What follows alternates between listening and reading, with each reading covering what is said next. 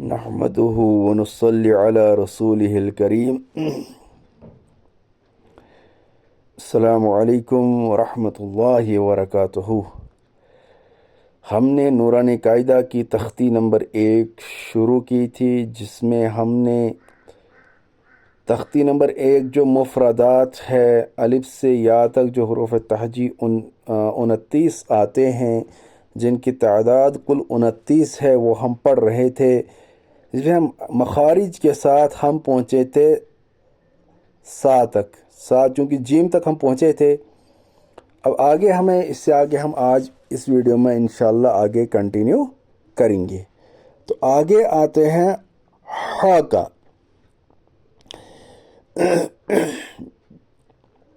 ہا کا چونکہ مخرج عین کے ساتھ ملتا ہے، اس لیے اس کو کمبائن کریں گے۔ جس طرح ہم نے پیچھے پڑھا تھا تا دال طا کا ایک ہی مخرج تھا، زبان کی نوک اور ثنایا اولیہ کی جڑ۔ ثا دال ظا کا ایک ہی مخرج تھا، زبان کی نوک اور ثنایا اولیہ کا کنارہ۔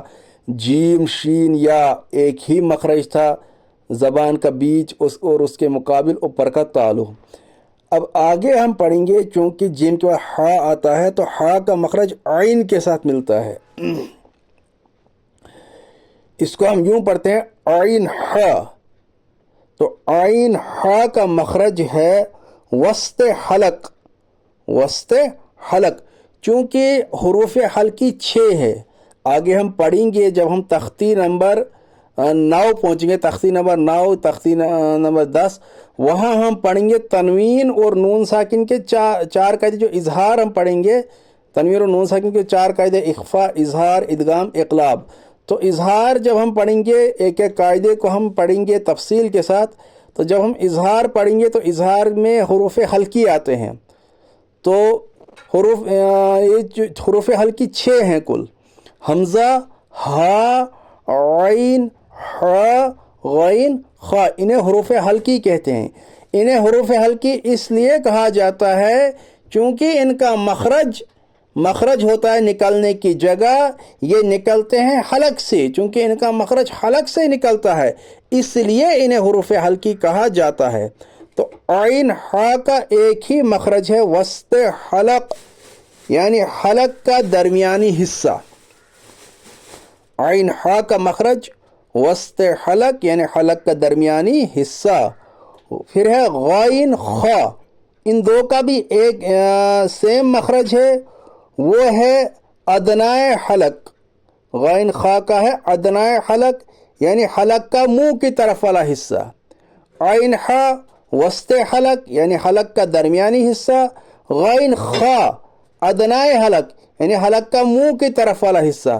انشاءاللہ حمزہ ہا کا جو آگے آئے گا تو وہ انشاءاللہ آگے پڑھیں گے۔ پھر آتا ہے آگے را کا مخرج۔ را کا مخرج ہے زبان کا کنارہ، را زبان کا کنارہ، اور کچھ زبان کی پشت ہوتا ہے زبان کا پیچھے والا حصہ، اور کچھ زبان کی پشت، جبکہ ملے ثنایا اولیہ اور رباعی کے مسوڑوں سے۔ میں اس کو را کے مخرج کو پھر رپیٹ کرتا ہوں۔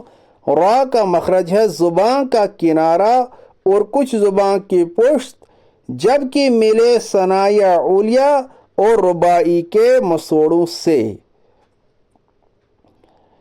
انشاءاللہ آگے ہم اس کو آگے کنٹینیو کریں گے، چونکہ ویڈیو لمبی نہ ہو جائے اس لیے میں کم ہی اس میں ویڈیو بناتا ہوں۔ انشاءاللہ آگے اس کو کنٹینیو کریں گے۔ اللہ تعالی ہمیں عمل کرنے کی اس میں صحیح قرآن پاک پڑھنے کی تلفظ کے ساتھ توفیق عطا فرمائے۔ السلام علیکم ورحمۃ اللہ وبرکاتہ۔